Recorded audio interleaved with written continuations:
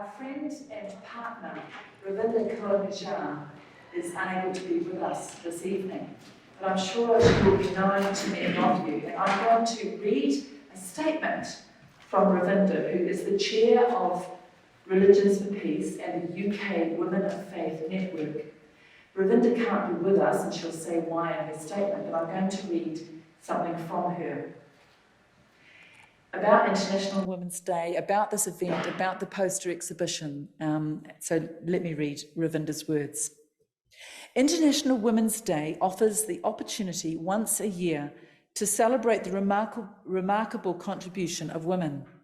Religions for Peace recognises that women of faith possess valuable experiences and resources that, when mobilised, can strengthen community-based effective responses for peace and human development. There are many women of faith carrying out tremendous work, bringing communities together, but often their work is unknown, unrecognised and unrecorded. Religions for Peace UK and the Women of Faith Network decided to showcase inspirational women, their enormous capacities for leadership and their effective action to build peace. We asked women from different faiths to share their stories and work, so that others may learn from their experience and be encouraged to fulfill their aspirations. We wanted women to meet and discuss issues of common concern, to improve opportunities for exchange and collaboration, and to advise and encourage the next generation of change makers to keep building community. The online events were so popular, and I went to some during COVID, and I think it was really fantastic to have those happening, particularly over those years. But then afterwards they were popular, and we made them into a series of inspirational women videos that can be viewed on the UK Women of Faith Network YouTube channel. These women are role models demonstrating that any woman can lead and make a difference in society. And Revd gives some examples of those. We are honoured today, though, to have three inspirational women to talk about their groundbreaking work, their own journeys, and what has inspired them to challenge the status quo and create change. I'm delighted and thankful, says Revd, that Dr. Maureen Sire, Director of Interfaith Scotland, who shared her story at a previous Inspirational Women event, agreed to moderate this evening. I very much appreciate her stepping in for me, as my daughter is having surgery today and needs her mum's support and love at a difficult time. So I'm sure we hold Revd in our thoughts and our prayer this evening, and her daughter and family. Today, as we celebrate the contributions made by millions of women to and around the world, we are reminded again, due to global events, that the disproportionate impact on the lives of women and children, we're reminded of the disproportionate impact on the lives of women and children of conflict, climate change, and other factors. We are indebted to all women who are the foundation stone of societies around the world. The love, compassion, and sacrifice they make cannot ever be appreciated enough. Let us celebrate their strength, their commitment, their resilience, and give them the platform to reach their potential educationally, socially, religiously, and politically. Let us value and respect their profound work daily, and not only on International Women's Day, but every day. Thank you, Revd, and we send our love to you tonight. I'm going to hand over to Maureen to host our panel and to introduce our panellists, but firstly I'd like to introduce Maureen herself.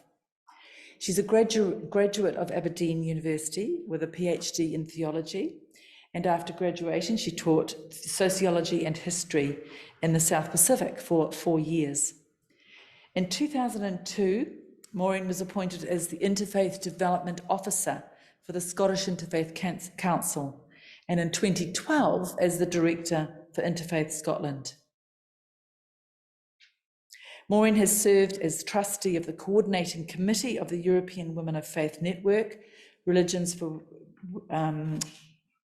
Network, sorry, I just lost my voice, and as a trustee on the board of the Interfaith Network for the UK. She's currently a member of the Scottish Faith's Action for Refugees and the Scottish Government's Strategic Hate Crime Partnership Group. Maureen became a member of the Baha'i Faith aged 17 and has served on various national institutions, both in Scotland and abroad. She is married to Nick and has 4 children and 7 grandchildren. Maureen, it's a great pleasure to have you here as a friend and colleague and a partner in this work. And I'm going to hand over to you now to moderate this and introduce our panel. Let's give Maureen a clap.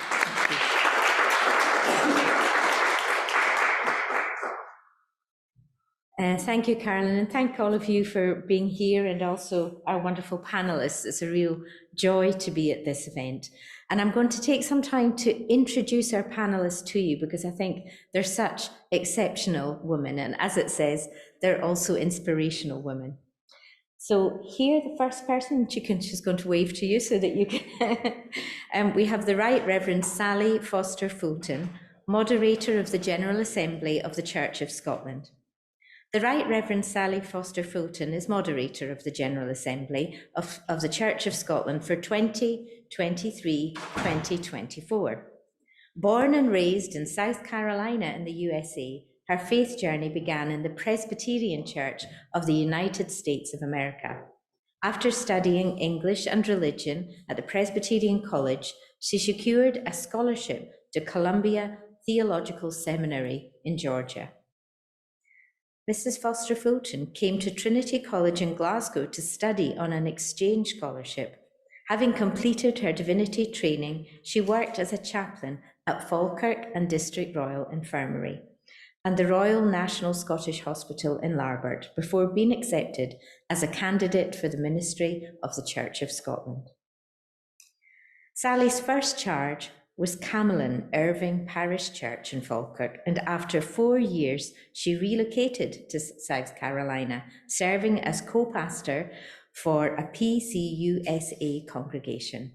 On returning to Scotland, she was appointed Associate Minister at Dunblane Cathedral, where she served for 10 years before taking up the role of Head of Christian Aid Scotland in 2016. Married to Stuart, a recently retired Church of Scotland minister, the couple have 2 daughters and 1 granddaughter, and I should add, and also an amazing dog called Delilah that I've met on a few occasions. So it's lovely to have you here with us, Sally.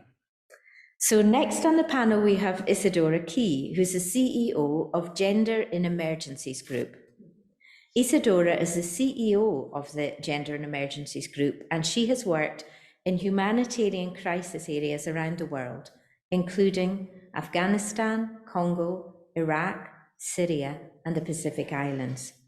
She advises governments, the United Nations, and women's rights organization agencies on advancing gender equality through humanitarian action.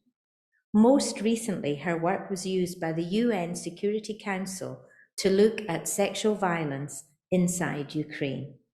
She lectures at Sciences Po in Paris, and she represents the Baha'i community of Scotland on the Scottish Religious Leaders Forum. So welcome, Isadora. Next to Isadora, we have Dr. Nighat Naseem Riaz, Equality, Diversity and Inclusion Policy Officer at the University of Glasgow. Dr. Riaz is an experienced education professional and published academic with expertise in the areas of equality, diversity and inclusion, identity and belonging. Nighat is of Pakistani heritage and identifies as a Muslim.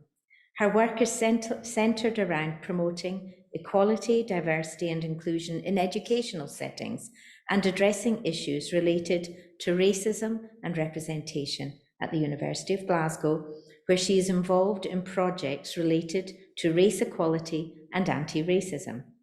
Her research interests also include social capital, social exclusion, ethnicity, and minority groups in education from early years to higher education, where her earlier research explored the interactions of ethnic minority young people in their social and cultural environments. In addition, she has been involved in anti-racist education, is a past member of the Scottish Association of Ethnic Minority Educators, contributing to the Anti-Racist Educator, a platform that promotes anti-racism from a Scottish perspective, working closely with Education Scotland to refresh their Into Headship modules to be more race cognizant. On the higher education sector, she has led an experienced steering group, the SFC, commissioned project Tackling Racism on Campus, on behalf of Advance HE, with college and higher education declaration to become more anti-racist. She holds a doctorate in the sociology of education and is a member of the executive committee for the Advance HESFC QAA Anti-Racist Curriculum Project. You're very welcome. So I think it was well worth introducing these wonderful inspirational women. And so please would you just give them a warm welcome before we go into the question modules. And at this point, I also just want to welcome everyone online. I believe that we've been joined by many people online. This is a hybrid event. So to all of you, you're very welcome and thank you for joining us. So I'm going to ask these wonderful women some questions and I'm going to sit down beside them because I think it'll feel a little bit more intimate if I'm sitting next to Sally rather than standing here. Sally, I'm going to ask, what motivated you to start on your path of social activism or your religious journey, either path? Okay, and I think they intersect. They do. So for me, questions. From the very beginning, having all these questions in my head and I guess in a cultural context, South Carolina is the buckle of the Bible Belt. And so questions are not exactly welcomed, to be perfectly honest. And I had a lot of questions. And I think being empowered to ask them in my family, in the congregation with so many wonderful people. And the more you ask, the more you realize there is to learn, to understand. And that began that faith journey that is always continuing. I mean, once you think you've arrived, that forget it. It's all about the journey and encountering others who bring their lived experience and their, and their faith to encounter with yours, and that for me has never dissipated faith. It's enriched it. You learn so much from each other. We've got so much to learn from each other. So that's probably where the start. The social activism. I think when you see systemic injustice in one place, you can't help but see it wherever it manifests itself. And I think that fury of this is wrong, this is just wrong, there is an injustice here. I grew up, again, in South Carolina. Racism was, and still is, an everyday occurrence. It's so embedded, you don't even see it. And to be able to say, hey, hang on a minute, and to actually own your own racism, and to say, this is an issue that we all need to deal with every day, all the time. And so for me, that was the beginning of that activism. Then it started with looking in a mirror, not just looking out and saying, what are you thinking? But actually, hang on a minute, what's impacting the way that I respond and react to other people? And what am I going to do to address it? This could interrupt in the flow. Can everyone hear without the mics? Is this okay if we continue? And Stuart, is that okay? Right. Okay. Oh, great. Thanks. Thank you. Thank you so much for that response.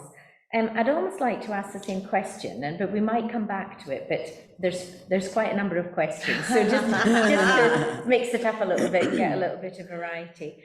Dr. Rias, I'm going to ask you, which women from your faith or cultural background have inspired you? Is that for me? Yes, it is. I think there have been many. I think I'm going to start with the most important one is my mother.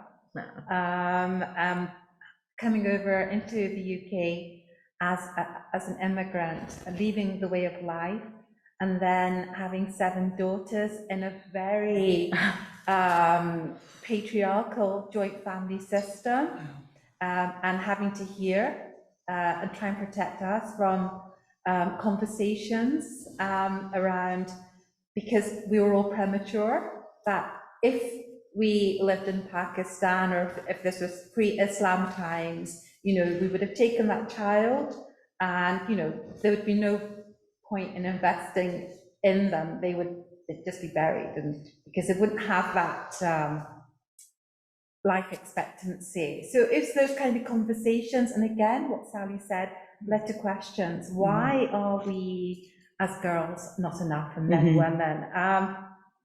So I played with those kind of questions in my head, and you know, I grew up in a very patriarchal family. I was told to know my place. So navigating the South Asian household, and then moving into the wider majority white environment, it was just like, you know, we were always told, keep your head down, do not rock the boat, just do as you're told, make sure that, you know, that you do the minimum that's needed and get home safely, because at that time we also had the National Front. So it's growing up in 1970s, 1980s Britain was quite difficult. So my mother was my first role model, but other role models that I found growing up, I interrogated my own religion because I didn't like what I was getting taught by others, was like a prophet, peace be upon him, his wife, Khadija. She was a businesswoman, you know, over 1400 years ago. She had power, she had agency. And that to me was like, wow, they could do that 1400 years ago, but I need to ask permission to leave my house or go meet a friend, or all of this. So to me, I realized very quickly it's cultural, not religious, that I was being framed within. One of my role models from history is Hazrat Aisha, the youngest daughter, the daughter of Abu Bakr, I think the first Khalifa. Anybody in this room that knows more?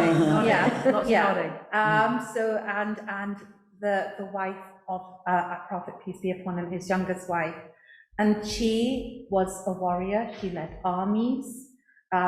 She created women alimas, which were scholars with the most knowledge. She created 80 such scholars, and so that women could teach their children that form of religion. But where after she passed away, it dissipated. So it was like that, everything was there. Even our prophet, to me, he was the biggest feminist of all. So that's historically. Moving on to current day Scotland, Tullett Yakub is someone I just admire, fangirl her all the time. She's incredible, someone so young. She put on that mantle to do social justice work for women from all faiths, all backgrounds. We have Khadija Mohammed, who set up the Scottish Association of Minority Ethnic Educators, again, talking about teacher education at all levels, from Scottish Government down to within her own institution. Other women like Smina Akhtar, who's just got a PhD on state racism, she introduced me to that kind of theoretical understanding of what race is, what it looks like from the state. So you know, many women have touched my life along the way, and I'm going to apologise for the names I haven't mentioned, but yeah, from women in society, and also my children and grandchildren. I think my granddaughters will be the biggest feminists that I will make sure that they know their rights as they get bigger. So. Wow, thank you. Some really inspiring women there in your life. That was, and just that journey, it was really, really great to hear that. Isadora, I'm going to ask you question number 3, but with a little twist. Yeah. So the question number 3 was, how does your faith empower you? But I'm going to add to that, how does your faith empower you? And does that also have an impact on your social activism?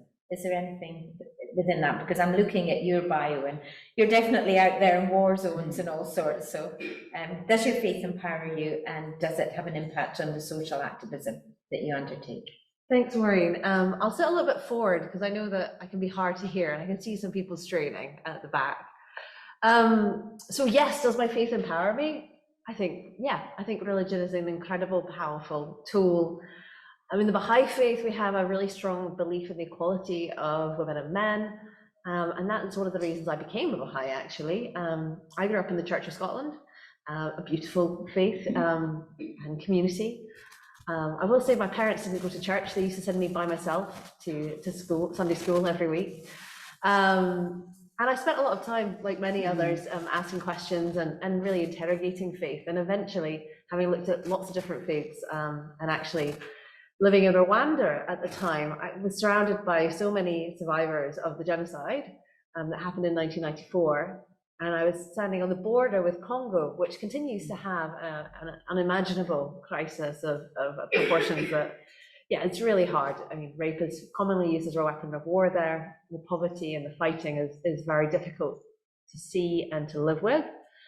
And I kept asking myself how people survived, how they continued to live, and how they continued to thrive.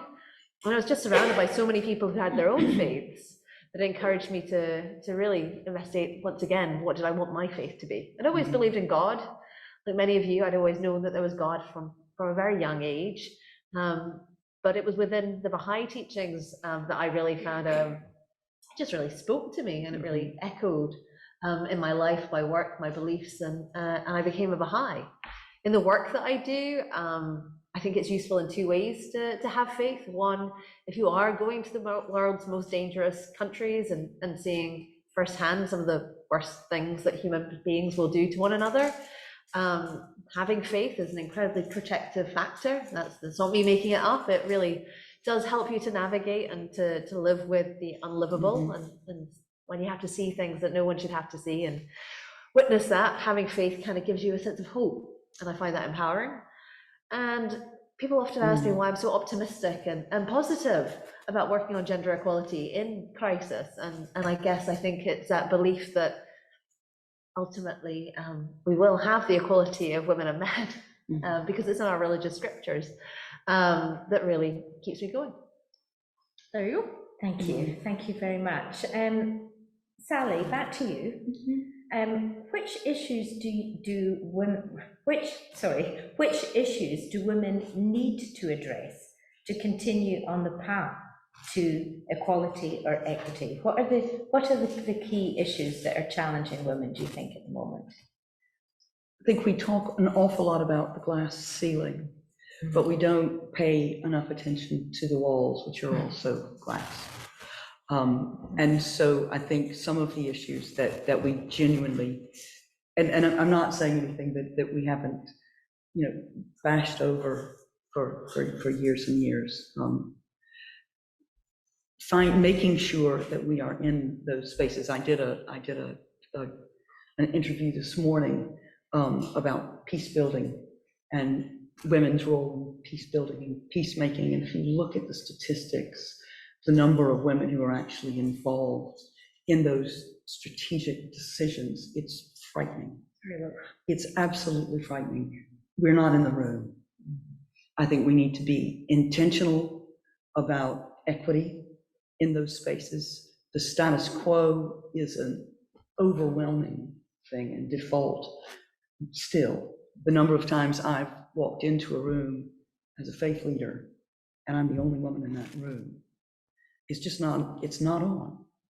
It's not good enough. And I think to be able to say, we need to be very intentional about making these spaces equitable, and not for women, for everybody, for everybody. Societies work better when we work together. Things happen that you see perspectives you won't see otherwise. And we have to own that. So for me, that's one thing. And as women, calling that out and saying, actually, there is a place in that imposter syndrome, you know, that, oh goodness, you know, no, we need to be there.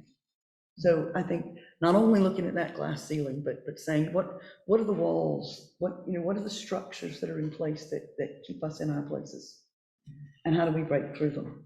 I know as a person, I loved, you know, when you were talking about, you know, looking back at the wives, and you know, one of the some of the questions that really liberated me in my faith is going back into the original stories that have been for generations interpreted by men, and things have been just submerged. You know, the Holy Spirit is feminine. You know, so you know, you Father, Son, Holy. The Holy Spirit is a feminine. You know, it own that. It's feminine. You know, there is a in the story of Moses and the burning bush. The burning bush it's called the Shekinah, which is it's in the Jewish faith. It's a female understanding of God, and it's in the burning bush, and it's in the cloud of pillar. You know, the pillar of cloud and fire. It's in that presence. It's closely associated to the glory of God. It's right there in our sacred texts, but it's just never been, you know, it's not part of our vocabulary or our literacy. So to educate ourselves so that we can counter some of that very unhelpful and dangerous theology, I think is really important, and to empower each other and to say, hang on a minute, it's actually, let's take another step back.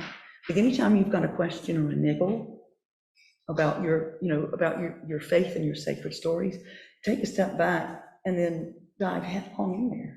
You know, dive headlong in there and say, hang on a minute, let's look at this. Let's look at this and do that. And when we do that together, it can be quite extraordinary.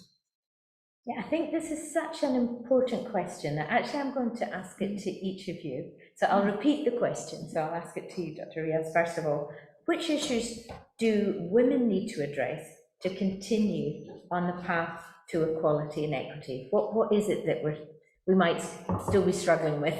I'm sure there's lots, but Pay parity is one. Being respected in the same way that a man in that position will be respected. We see how often that is not the case. And again, it's not quite so binary as man and woman. It's like, well, what about that intersectionality? You know, what class do they come from? You know, do they have a disability? What is their sexual orientation? That there's so many things that come into it. When we have to start looking at privilege, it'll be very different from one set of individuals compared to another. And in this room, we all have a faith or not. We're coming at it from different angles, and each one will have a different experience of what that looks like. So when we look at some of those barriers, they'll be very unique to where we're sitting right now. We have policies, we have procedures in place. How effective are they? How much trust and confidence do we have in making sure that if we have an issue, it will be addressed effectively, it will meet our needs as women? In our life journey, we go through different phases. Currently, I'm now post-menopausal, but getting to this part was really interesting, like the brain fog, the kind of like aching joints, all of this where you're thinking, what is going on? It's like, if that isn't addressed in the workplace effectively, it affects our productivity and how we're perceived by everybody else around us. Because when we talk about leaders, we see them as confident, leading the way. But to me, when we talk about leaders, it's about taking everyone with us, because that to me is important. That's how I see leadership. thank you. I really appreciate what you're saying there. So Isadora, I'm going to ask you the same question. Which issues do women need to address to continue on the path to equality and equity? What are the issues that you think that we're currently facing that we need to address? Sure. Or that society needs to address? Don't want to put it all on Yeah. Well, firstly, you've said a lot, so there's not so much to add, but what I would add are probably three things. I think changing the question, as you started to do, is important. I think the equality of women and men and people of all genders really does require men to take an interest in equality issues. I think it's important to take an intersectional perspective, but I think it's troubling if it's only on women to change these issues. We've talked about menopause, we've talked about childhood, but as a mum of a young child, I will say that for the men out here, equal parenting, like being a true co-parent, would be really appreciated. It's to the government, it's extremely expensive to have children. Could you just lighten the load on us all? We're all very tired. We really like our baby boxes, they're lovely. Maybe food packages to parents would be good. I know that for those of us, my parents have sadly passed away, and so they weren't around to nourish me in the way that you are, Ravinda, was talking about. So yeah, I think there's definitely some things to be done for parents. I think men have a role to play in it. Sally touched on my favorite issue, which is, I think, transformative participation. You talked about it too. I love women taking more space, participating in more spaces, being more there as leaders. I think it's really important to think about what women do when they are leaders. I would love to see more substantive acts by women in leadership positions to make gender equality a reality for everyone. I think it's great that we've got more women there. I definitely think we need more women in the room. Definitely we think we need more women in business, we need more women in politics, we need more women in faith. And when women do get there, I think that they have right now a special responsibility, which they share with men. But I think we'd love to see them taking steps to make gender equality a reality for others, as well as the representative value that they possess by just being there. Thank you. And you touched on leadership there. So there is a question here on leadership that I'm going to address to all three of you. So the question is, what can we do practically to help women become leaders in their own context, in whatever context they find themselves in? What can we do practically to help women become leaders in their own context? As women leaders, definitely helped you. Would you mind if I went first on this one? Go for it. Okay. I think it's only fair. Oh, perfect. I'll take all the good answers and then you guys can struggle for the extra ones. So what I would say to make leadership a reality would be lots of money going to women's groups. And I don't just mean feminist groups and women's rights organizations. I think what we see in our work around the world is that you find women coming together in humanitarian crisis in solidarity all the time. I'm sure men do too. But men, when they do it, tend to come together in the local council. They already have quite a bit of money and power to make things happen. Women's groups come together too in solidarity. We see this everywhere we work. Even in the countries where people say, oh no, you couldn't possibly work with women's groups. There aren't any. There are, and they do exist. And I think what they need more than anything is the authority to make decisions about what they want to spend money on, and the money and the everything else that they require to put that into practice. So I think there are women's groups. I think collectives of women are really powerful, and I think they need funding to make that happen, most likely in Scotland and everywhere else. So I'll give them money. What are you going to give them? Oh, money, that's Lots a good one. of money. And actually such an important one. I know of some wonderful ethnic minority women's groups who do great work in the community, who've had their money completely slashed. So I think money is a really big one. So thank you for highlighting that. You look itching to say something about leadership there. I think Izzy's made a really important point that money, resource needs to be allocated if you want to create leaders. You need to be in a position where you can make those decisions. An example is when I was politically active, I was on vetting panels for councillors, MSPs, MPs. So it was just like we went in saying that we want more female representation. That was at the start, middle and end of that conversation. And not because we just needed to make up numbers, but because we know that we have women who have all the right qualifications in order to do that. So that's one example. Decision making, being in those positions of power that can take that action to make change happen. And also here at the university, what they did was they invested resource and signed up particularly for anti-racism. So it was about senior management group having objective for what they would actively do, be part of to make change happen. So I think it's that buy-in and decision making, it's so important. But resource, I think, really is the big one. Absolutely. You did take all the best answers. Great. It's superb. Next time you can have the Thank first you. shot at it. I think another practical step, and it's not, and again, it isn't just women. It's not the responsibility of just women, but I think when you are in those positions of leadership, to open the door for other women, to resource, support, encourage, and advocate for other women in those spaces. I'll give you an example, because it was just one of those moments. This roll way back to the independence referendum, and there was a discussion at the Scottish Parliament about whether we should have a written constitution or not. And 2 days before this event, I got a call from the organizer saying, would you come and be one of the speakers? And I thought, 2 days before the event. So I said yes, but then asked him why. I was getting for 2 days notice, and he was quite embarrassed, but basically Leslie Riddoch was the keynote, was the draw. She found out she was the only woman, and she said, not a chance. Oh, good on her. Not a chance. So get some gender equity in there or I'm out. And there you go. That's a practical thing we can do. And I'm not just saying that to the women, it's saying that to all of us.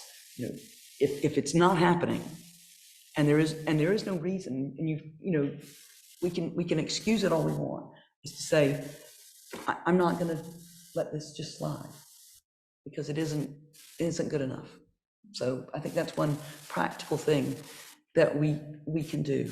And a shout out to men. I don't know about you two, but I think it gets a little bit, the number of times I've come to an event about inspirational women or women's empowerment or gender equality, there are no men in that room. Like it's a woman's issue. It's a people's issue. Yeah. It affects us all. It affects us all. So we need to say, this is not just a one, we need to be better than that. Mm-hmm. So thank you to the men who are with us. So and thank boys you. who are here. Thank you. Not bashing you. No, not bashing. We appreciate it. We appreciate you being here. It's quite a delicate thing to navigate. We're having an International Women's event tomorrow online, and actually we did, I think, probably the crazy step of deciding we'd have the 3 panelists as men. And there has been quite a lot of kickback, but it was from that place of, I know it probably wasn't the wisest thing. It's very apologies in a great advance. idea. It was. It was. I'm going to frame it. I'm hoping I'm going to frame it. But it was with that deep feeling inside that actually, we just long to have allies that are with us, that are men, and there are so many of them there. That you're right. It's the issues of equality. It's inequalities, and perhaps as a moderator I shouldn't be saying so much, but I'm looking at the program. I'm looking at the program and seeing that we've got another half hour and all the questions are done. So we're going to get the audience to ask a question in a moment. But I've got a nephew who's just started a group. 2 of his male friends committed suicide, and he was so traumatized by this, he decided that he would start just a talk group for men. This is in Elgin, in the northeast of Scotland, and they now have 700 young men come along to talk. Yeah, because actually, what happens when you have toxic masculinity, or you have roles that are pushing men into particular spaces they maybe don't want to be, they just don't know where they belong anymore. And it's really, we're on this journey together as a human race, And so I think I mean, there's still, of course, huge gaps, and it has been, years and years of white male privilege, particularly, across the globe. But it's shifting, and in the shift, there's pain. And I think we have to acknowledge that and really think, how do we all take this journey together with compassion? Not a them and us situation, but with real compassion. So I'm seeing people are itching to ask questions, and as my questions are finished, I'm going to hand over to the audience. Now, I may repeat what you say, but just if this works, then I won't have to. Those online will hear you, but if not, I'll repeat the question. Oh, sorry, there's two. Okay. We'll start the questions. There was one here and one here, so you can say your name and go for it, please do. Say, how as women do we ask for our needs and for the change in society without have I understood that too, so that we are on this journey together? Would any of the panelists like to answer that? You answered it quite well, Maureen, like when you talked about allyship and the importance of having men that are in those positions that can support women, provide that resource and make space for them, push them forward if they wish to be pushed forward, so they have a voice. Because sometimes you walk into a space and you're there, but they will speak for you. Without being derogatory, there's a lot of mansplaining that takes place. Like, well, a woman will say something and it will be then explained for you by a male voice. So it's kind of like allies are incredibly important that understand some of the barriers that can happen and make space for women to come forward. Does anyone else on the panel want to say anything about that? How do we ask for what we need without making men feel ashamed that they haven't already given it to us? The word that keeps coming to my mind is kindly, but that doesn't seem enough of an answer, really. There are so many wonderful men out there. I was hoping you were going to ask me the question about my role models. Sorry, not my role models, about what motivated you. And what motivated me was really my dad. So my dad is Chinese Scottish. He was born in 1918. So a Chinese father and a German mother here in Glasgow in the Gorbals. So he would be well over 100 at this point, for those of you I can see doing the maths. And so he lived a life that really challenged gender roles and relations, but not until a very old age did he do that. For the longest time, like, my dad was an engineer, he was a breadwinner, he was in bomb disposal, he did lots of sports, he was very manly. And then when he was in his 60s, he had me, and he became a full-time parent. And so he used to make my packed lunches and put my hair terribly in bunches. He could never really do it very well, I'll give him that. So he's a big reason, the fact that he was always standing there as this mixed race person, as the only man at the school pickup in the time, was kind of one of the first times I became really aware of racism too. And it really caused me to challenge the status quo. And it left me with a lasting sense that, not of injustice, but actually of entitlement. It's going to sound really bad. I never really felt like I had to fight to be good enough. I always thought I was. That's really, what a gift. And that was a pretty big gift he gave me. So I think my dad taught me to be kind to men, to appreciate them, but also to stand up for yourself too. I mean, I think that's what he would want. So true. And I think kindly, absolutely. I think also to have those honest adult conversations. Very often when you say, this is how I am feeling, or this is the way that this pans out for me, the initial response, and from not just from anybody who's being challenged, is to flip it sometimes and become the victim. I would never, and that can be quite a crippling conversation stopper, quite an effective one as well. So I think sometimes to say, I know this might be an awkward conversation, this might be hard for both of us to hear, but can we please have it? That opens the door to a very different conversation. And you're right, the last thing you want to do is put people's backs up to there's a very big difference in people hearing you and people being able to listen. But it's so important for all of us. And I think to also say, I mean, I roll back to my favorite phrase, Ubuntu. I am because we are. I am because you are. Can't be human beings by ourselves. We're meant to be in community together. And that's, male, female, and across our spectrum of humanity. We're to embrace each other. So how do we make sure that there's a space, equitable space for everybody? Thank you, that's lovely. And you had a question too. So it was a comment to say that it's also just really vital the way that we bring up our sons. And I think, there's that is a very, very essential. So thank you for that comment. Is there anyone else from the floor that would like to ask a question? And if not, I'm going to actually grab my phone, because those online are going to also be asking some questions. So I'm going to follow through in them. But in the meantime, while I get my phone, please ask your question to the panelists. So, yeah.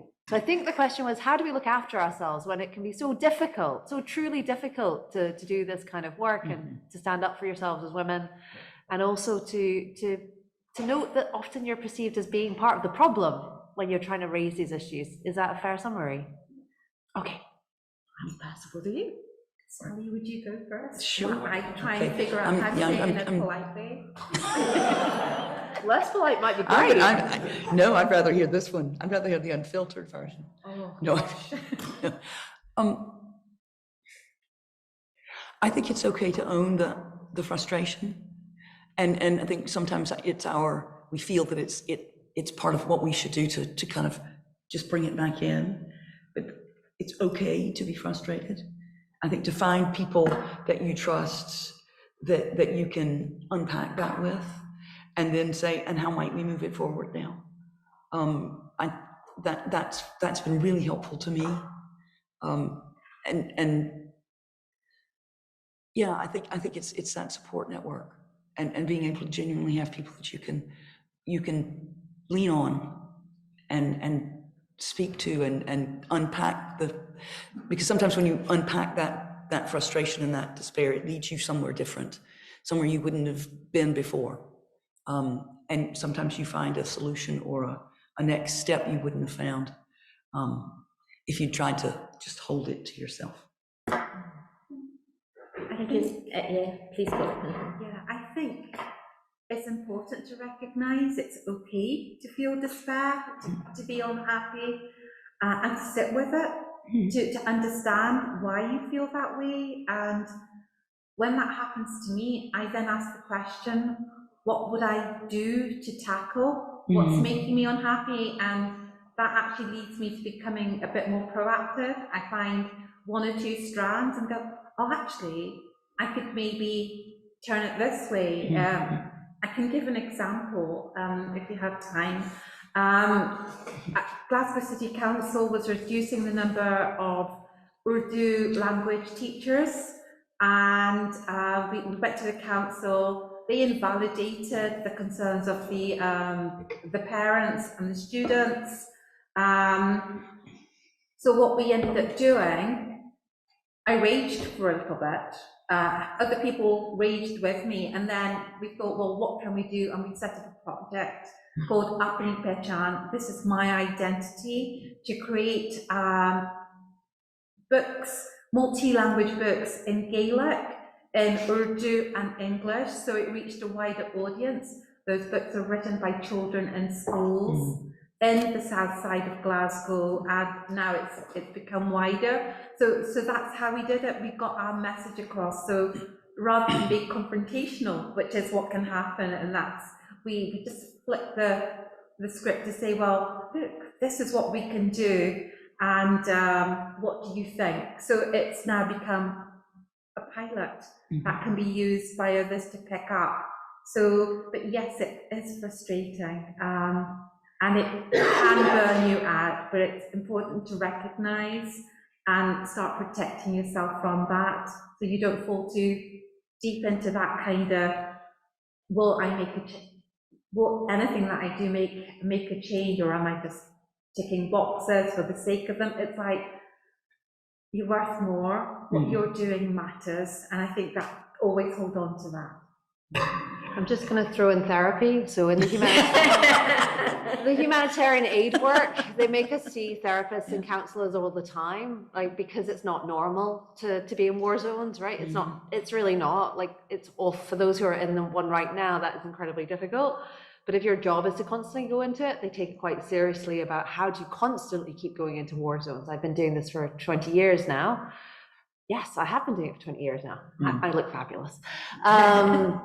So yeah, therapy. So they give us, we have there's a social enterprise called the Headington Institute, which has a bunch of free resources on their website. They're open to everyone, but they are for humanitarian aid workers. So they really speak to some of the issues we face, like secondary trauma. So we're not the ones going through it, but we're seeing it all the time and hearing it, and that takes a toll.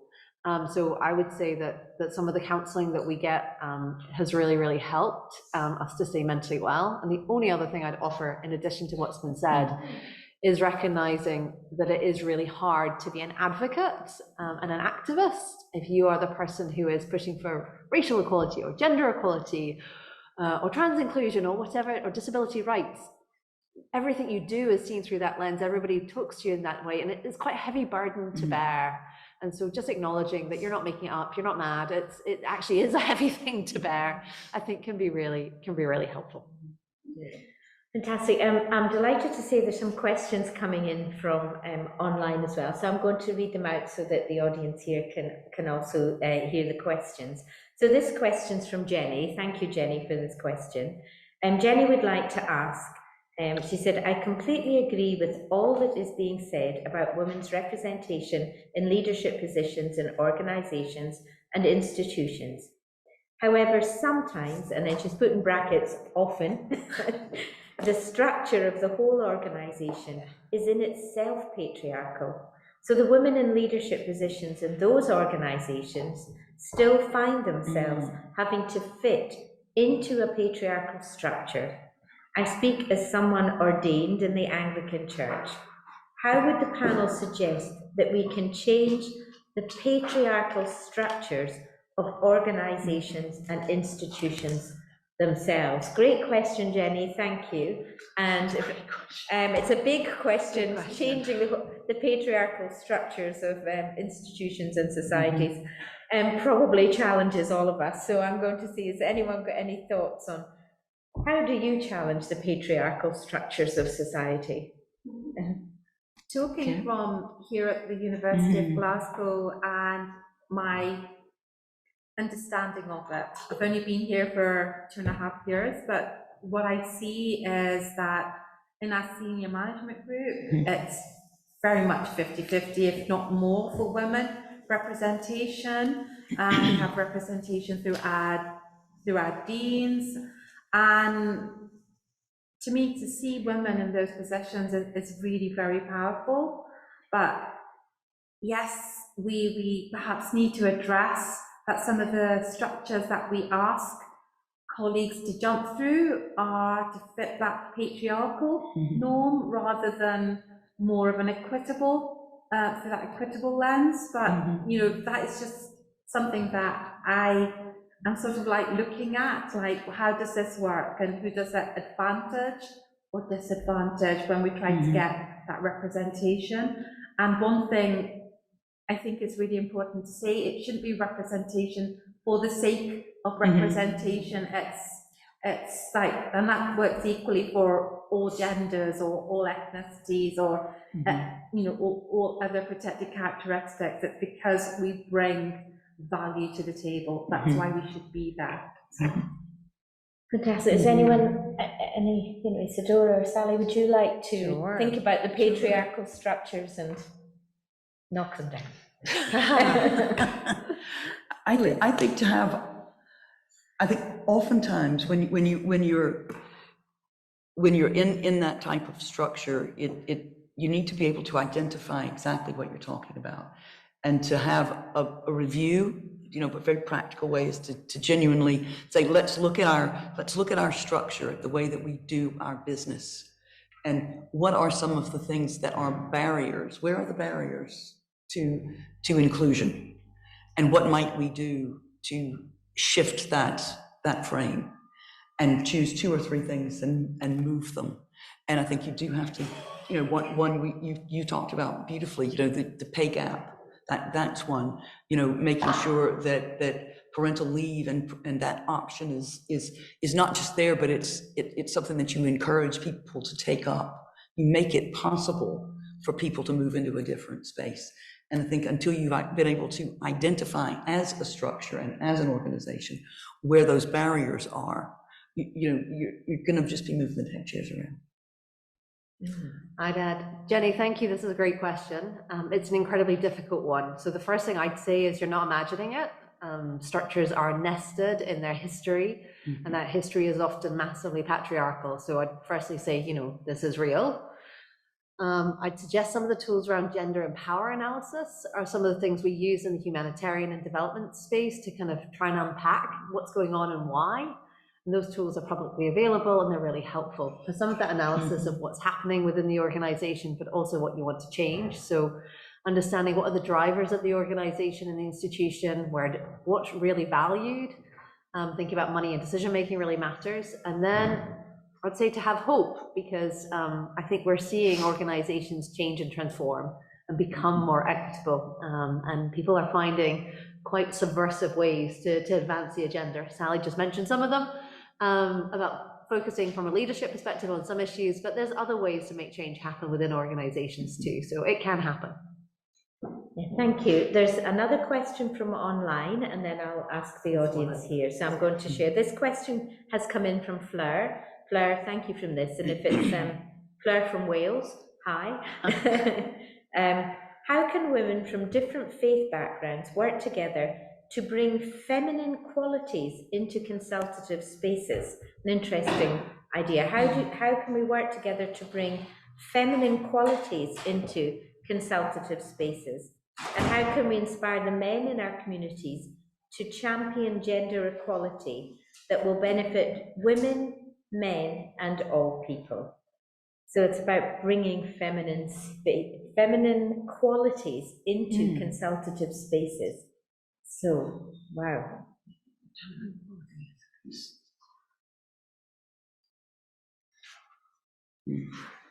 I mean, in our work, we often kind of push back against the idea of essentializing women or men and thinking about feminine leadership. And I don't think that's what Fleur is trying to do, but we often think more about how we can enable feminist leadership and feminist practices that can be exerted by all people, particularly by women, by their very presence. So I think it's a really interesting question. I think it's also true that when you have female-dominated spaces, they do tend to be slightly different from male-dominated spaces too. So how do we bring more feminine qualities back into leadership spaces? Well, I think we could start by having more women and more men in the room. And I guess also by being thoughtful about how we co-create agendas, what we think about as normal, that those might be some ways to it. Oh gosh, it's a big question. Big question. To me, it's about what are the values of that organization and how they're interpreted and implemented throughout that organization. Talking from an Islamic perspective, to me, in the Holy Quran, there is one chapter called Surah Nisa, which is dedicated to a woman's role in society through education, through family, through work. So it's all kind of already been stated out. And we had a right to vote, own our own property, run businesses over 1400 years ago. But how that has been cascaded through the centuries, it doesn't, sometimes I find it hard to recognize what the religion looked like in that era to what it is now. And again, we have values, we have it on websites, we have everything kind of written, but it's up to us as individuals to make the changes that we want to see happen. So to me, it's about being the role models that we want to see and taking it from there. And I would I think absolutely But going back to part of that question that talked about women, you know, people of faith and different and interfaith, I think to be able to be the role models, if collaboration and intersectionality and working together is an ideal and a goal that we want to embody, then embody it.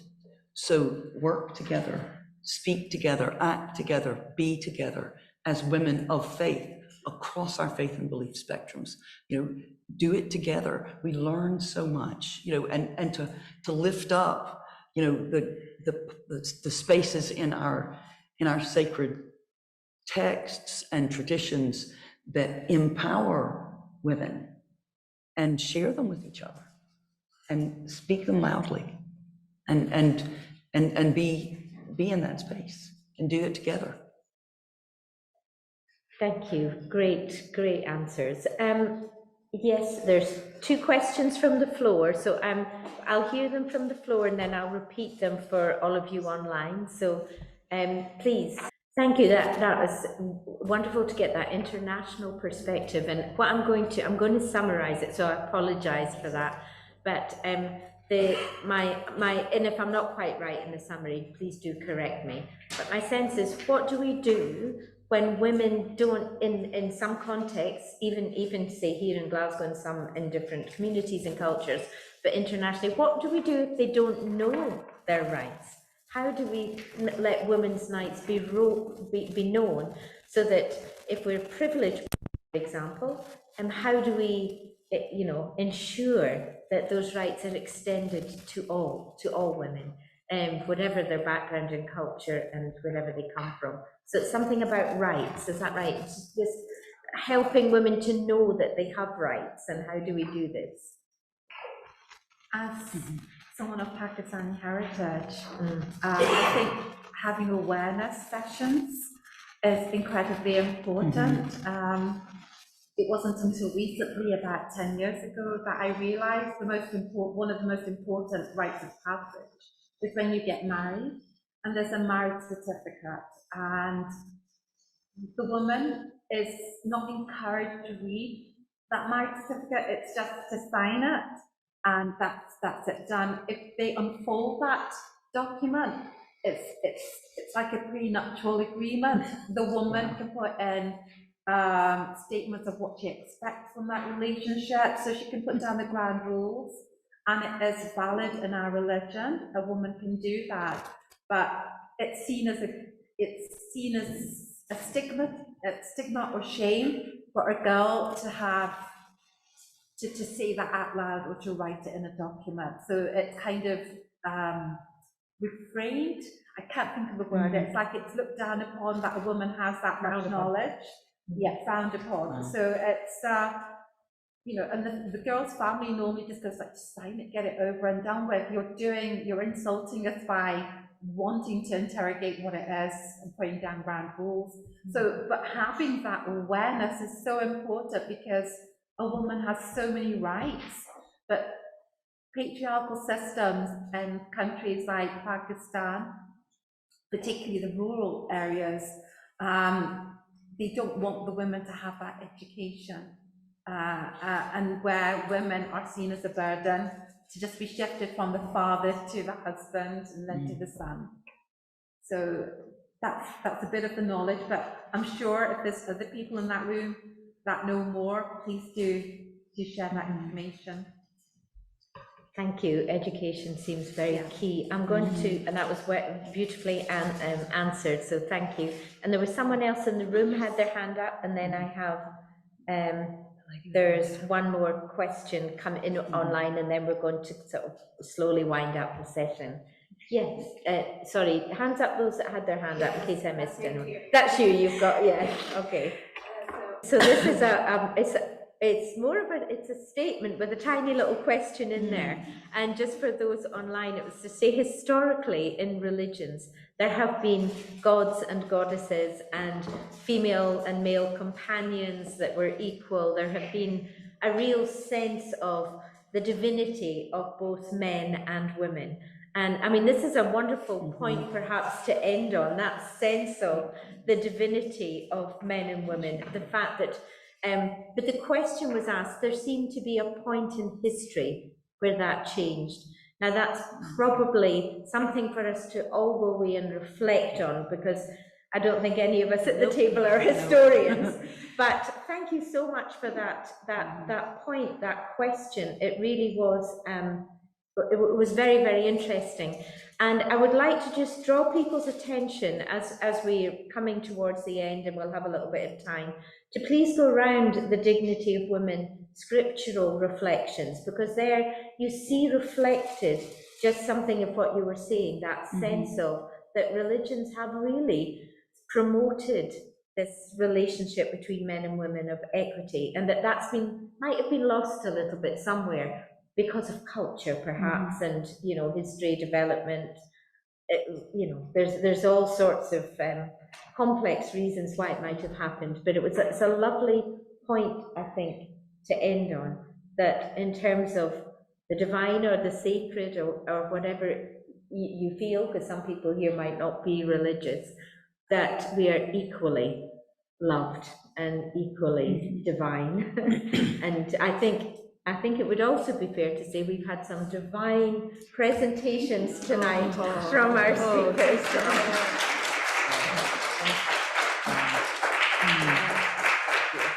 There was one or two other questions came in from online, and what I'm going to do, if it's all right with those, just because we're coming to the end, is I will send them to the speakers, and then we will, if that's all right with those online.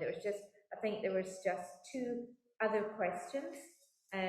One with politicians in the States and UK looking to defund DEI activities and initiatives. How can we continue to our work in a sustainable way? That's a wonderful question. So it's something for us all to ponder. How do we continue our work in a sustainable way? So I'm now going to hand over to Carolyn, who's going to bring things to a conclusion for us.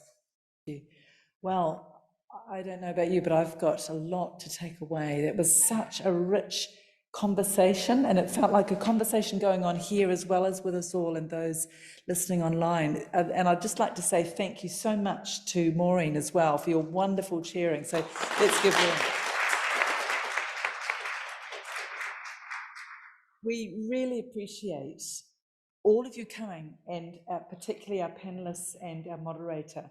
And we, it's not easy to do something like this. It feels like it's such an obvious thing to be doing, isn't it? And yet it's incredibly hard to pull these sorts of people together in this room, to get you all here, to have the room, the sound and all of that happening.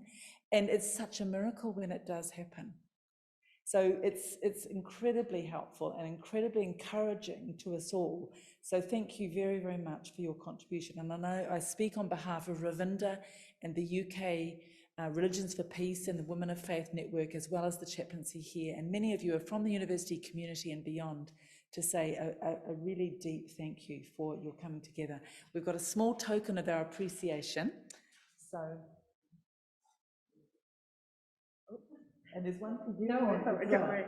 While Carolyn's doing that, I have been asked by my little app here to also, on behalf of UK Religions for Peace, to thank the university for their generous support and their collaboration for this event. So it's thanks all round, not just from, but also from Religions for Peace for you. And I would like to also mention that the Dignity of Women exhibition can be downloaded as well from the Religions for Peace website. So if you haven't got time to read it tonight, you can download it. Sorry to interrupt, but I needed to thank you. That was a good interruption. Thank you. You're very welcome.